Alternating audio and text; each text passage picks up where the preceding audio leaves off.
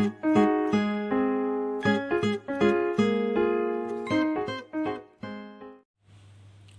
everyone, welcome to Multi Education Corner. Dear students, today we are going to start a new chapter in geography, that is manufacturing industries. In this chapter we will discuss about so many topics. For example, we will discuss about manufacturing industries, manufacturing and importance of manufacturing industries, ideal location of manufacturing industries, agriculture and industries के बीच में relation यानी relation between agriculture and industries, globalization of industries and industries market linkage. After that हम discuss करेंगे types of industries या फिर classification of industries. इसके बाद हम डिस्कस करेंगे industrial pollution and after that हम डिस्कस करेंगे कंट्रोल ऑन पॉल्यूशन या कंट्रोल ऑन इंडस्ट्रियल पॉल्यूशन. तो ये सारे टॉपिक्स हैं हमारे इस चैप्टर में जो हम आज डिस्कस करने वाले हैं. सो स्टूडेंट, स्टार्ट करते हैं सबसे पहले अपने टॉपिक को मैन्युफैक्चरिंग और मैन्युफैक्चरिंग इंडस्ट्रीज से. सबसे पहले हम डिस्कस करेंगे मैन्युफैक्चरिंग इंडस्ट्रीज़ क्या होती हैं. अगर 2 मार्क्स में या 1 मार्क में आपका क्वेश्चन आ जाता है कि what is manufacturing industries, then आपको आंसर देना है manufacturing industries are those industries where goods are produce in large amount from raw material. यानी कि कच्चे माल से हम लार्ज अमाउंट में कोई प्रोडक्शन करते हैं या कोई गुड्स बनाते हैं जिस जगह पर या जिस इंडस्ट्री में, उसी को हम मैन्युफैक्चरिंग इंडस्ट्रीज़ कहते हैं. फॉर एग्ज़ाम्पल, हम अपने खेतों से वीट को कहाँ भेजते हैं, मिल्स में भेजते हैं जहाँ पर क्या बनता है, वीट फ्लोर बनता है या आटा बनता है. तो इस तरह से उसके बाद वो कंज्यूमर्स तक जाता है. हम फिर उसको अपने घरों में रोटियां बनाने के लिए यूज़ करते हैं. तो इस तरीके से हम देख सकते हैं कि जो मैन्युफैक्चरिंग इंडस्ट्रीज़ होती हैं वो रॉ मटेरियल को किस में चेंज कर देती हैं, गुड्स में या फाइन गुड्स में चेंज कर देती हैं. उसी को हम कहते हैं मैन्युफैक्चरिंग इंडस्ट्रीज़. तो क्वेश्चन ये पैदा होता है कि फिर मैन्युफैक्चरिंग क्या होती है. तो मैन्युफैक्चरिंग का भी एक लाइन में हम आंसर दे सकते हैं कि producing of goods from raw material is called manufacturing. यानी गुड्स का प्रोड्यूस करना ही, गुड्स का बनाना ही रॉ मटेरियल से क्या कहलाता है, मैन्युफैक्चरिंग कहलाता है. अब ये जो रॉ मटेरियल और इंडस्ट्री के बीच में जो रिलेशन है वो कैसे है कि एग्रीकल्चर से रॉ मटेरियल कहाँ जाता है, इंडस्ट्रीज़ में जाता है. वहाँ पर क्या होती है, इसकी प्रोसेसिंग होती है और प्रोसेसिंग होने के बाद ये रॉ मटेरियल किस में चेंज हो जाता है, वैल्यूएबल गुड्स में चेंज हो जाता है. और फिर इंडस्ट्रीज़ में वैल्यूएबल गुड्स में चेंज होने के बाद हम इसके लिए एक वैल्यू पुट कर देते हैं. यानी कि फॉर एग्जांपल ये शुगर केन है, ये प्रोसेस होने के बाद कहाँ पहुँचा, इंडस्ट्री में पहुँचा और फिर इसके रस से या इसके जूस से क्या चीज़ बनी, शुगर बनी. और शुगर हमने उस पर एक वैल्यू पुट कर दी कि 40 रुपीज़ पर केजी ये जो है अब मार्केट में बिकेगी. तो जो वैल्यू पुट की हमने, वैल्यूएबल गुड्स हमने तैयार किया, उस पर एक वैल्यू पुट कर दी जो कि क्या करेगा, हमारे इकोनॉमिक डेवलपमेंट को और भी ज़्यादा मजबूत करेगा. इसीलिए हम क्या कहते हैं कि manufacturing is considered the backbone of economic development for every country. तो इतना आई थिंक स्टूडेंट आपको क्लियर हो गया होगा कि मैन्युफैक्चरिंग इंडस्ट्रीज़ क्या होती हैं. Manufacturing industries are those industries where goods are produce in large amount from raw material. यानी कि कच्चे माल से लार्ज अमाउंट में अच्छा गुड्स तैयार किया जाता है जहाँ पर, उन्हीं को हम मैन्युफैक्चरिंग इंडस्ट्रीज़ कहते हैं. मैन्युफैक्चरिंग क्या होती है, producing of goods from raw material. कच्चे माल से गुड्स को तैयार करना या सामान को तैयार करना ही मैन्युफैक्चरिंग कहलाती है.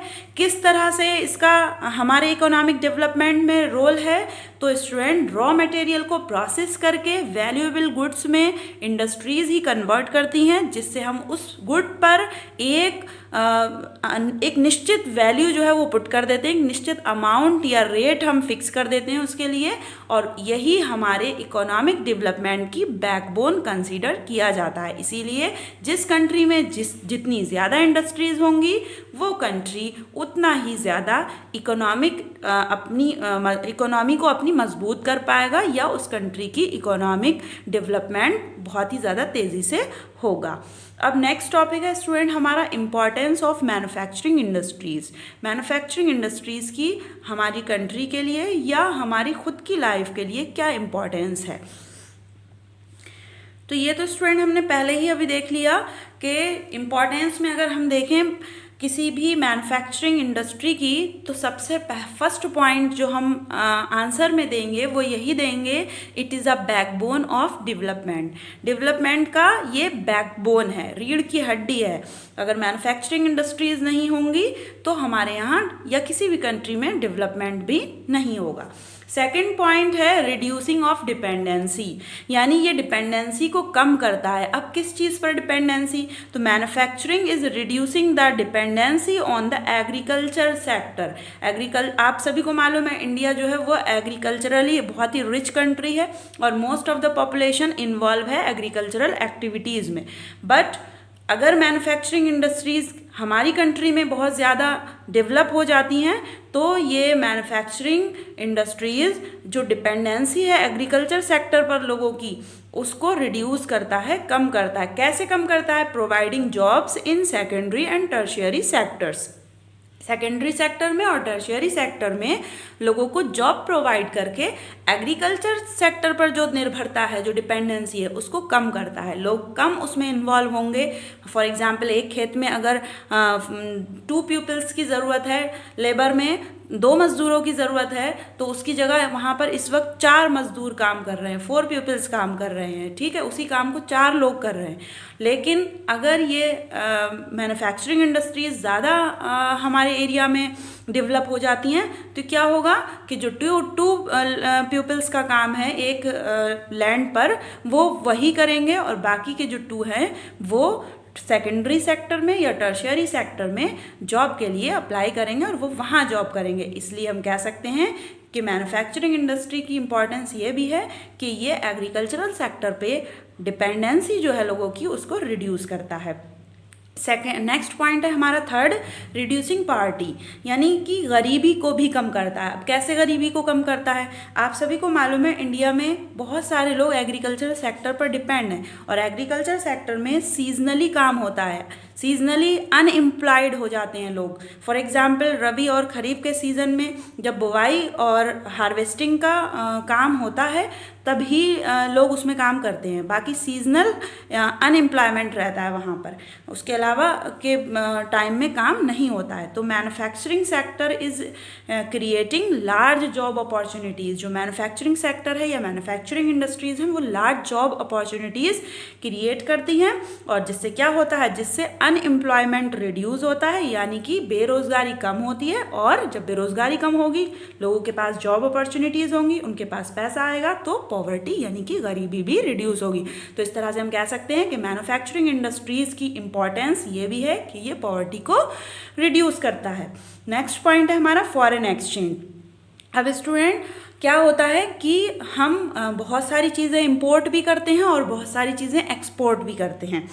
तो अगर हमारे यहाँ मैन्युफैक्चरिंग इंडस्ट्रीज़ कम होंगी तो हमें बहुत सारी चीज़ें बाहर से मंगाना पड़ेंगी, इंपोर्ट करना पड़ेंगी। तो इससे क्या होगा, इससे तो हमारी कंट्री का ही जो मनी है वो दूसरी कंट्री में जाएगा। लेकिन अगर हमारी कंट्री में बहुत ज़्यादा मैन्युफैक्चरिंग इंडस्ट्रीज़ डेवलप हो जाती हैं तो क्या होगा, हमारा जो गुड्स है वो हमारी कंट्री में तो यूज़ होगा ही होगा, साथ साथ हम उसको एक्सपोर्ट भी करेंगे दूसरी कंट्रीज़ में, जो कि क्या होगा, जिससे फॉरेन एक्सचेंज अर्निंग होगी, जिससे हमें हमारा विदेशी मुद्रा जो है वो हमारी कंट्री में आएगी। और जब हम एक्सपोर्ट करेंगे चीज़ों को तो ये जो फॉरेन एक्सचेंज होगा हमारी कंट्री में, इससे क्या होगा, इससे हमारी कंट्री डेवलप होगी। तो by the export of goods country is earning foreign exchange. तो ये भी इम्पॉर्टेंट पॉइंट है जो हम इम्पॉर्टेंस ऑफ मैन्युफैक्चरिंग इंडस्ट्री में लिख सकते हैं। नेक्स्ट है हमारा नेशनल प्रॉस्पेरिटी।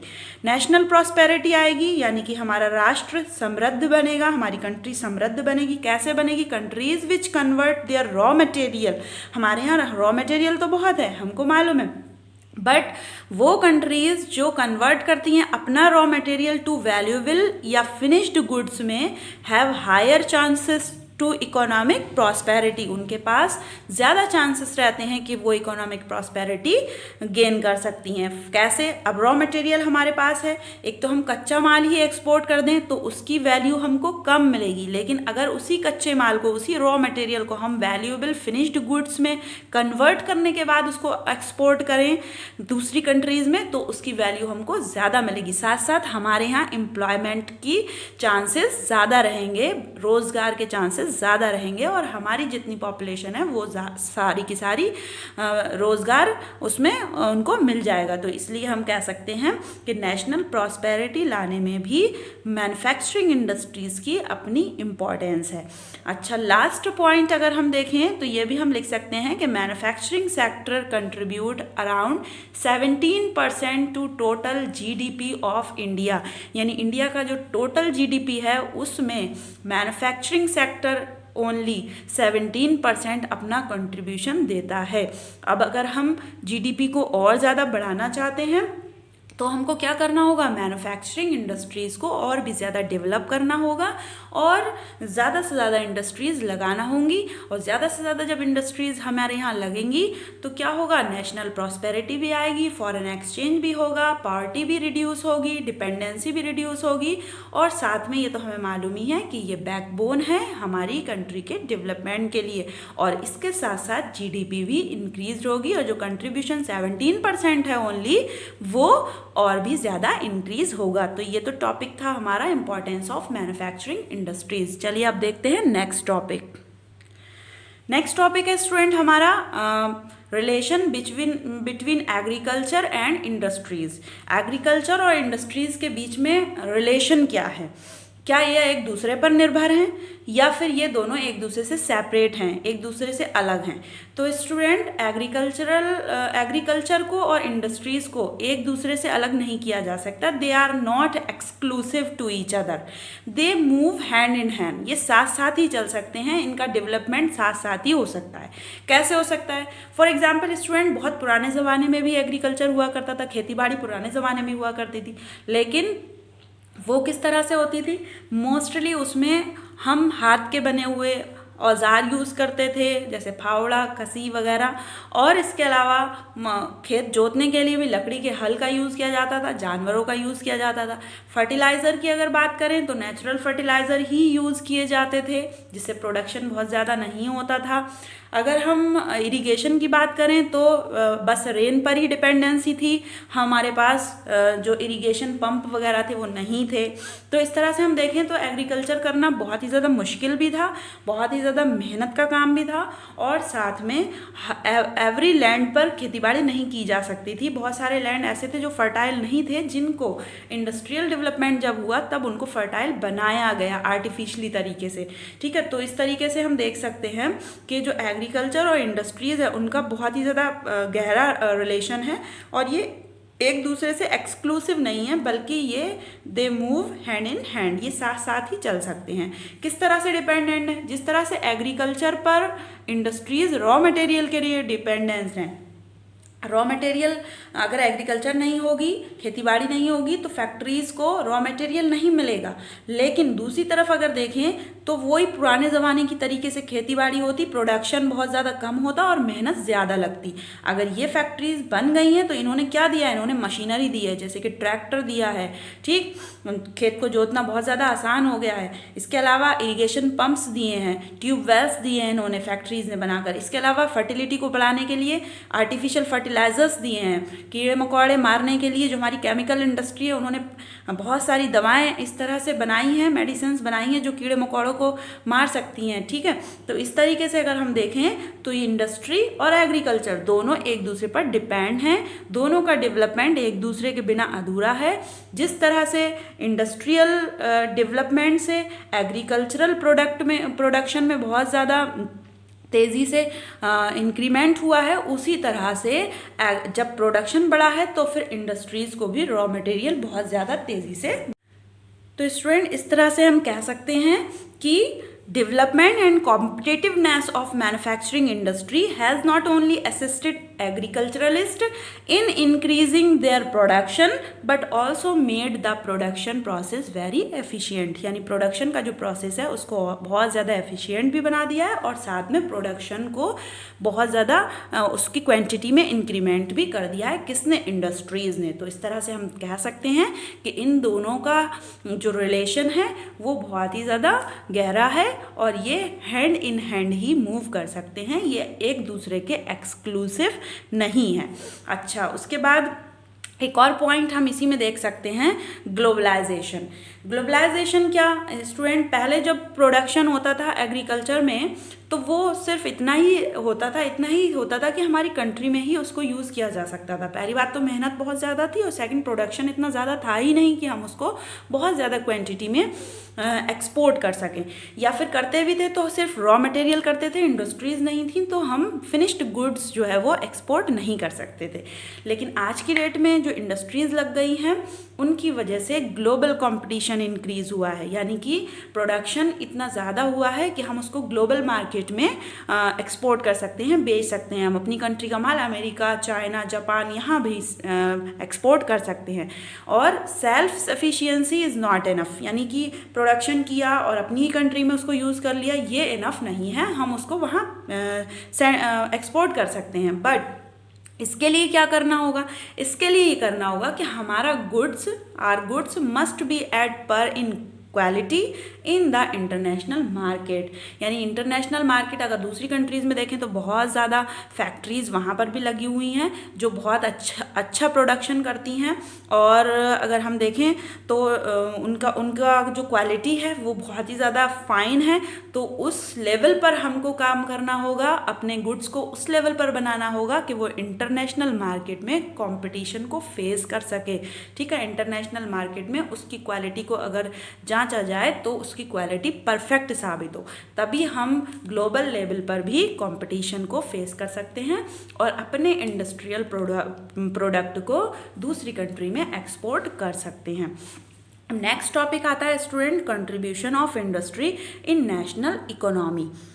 तो स्टूडेंट अभी बताया था मैंने कि नेशनल इकोनॉमी में जो कंट्रीब्यूशन है इंडस्ट्री का, वो इम्पोर्टेंस में भी मैंने पॉइंट बताया था आपको कि 17% टोटल इंडिया की जीडीपी में 17% जो हिस्सेदारी है, जो कंट्रीब्यूशन है, वो हमारी इंडस्ट्री का ही है।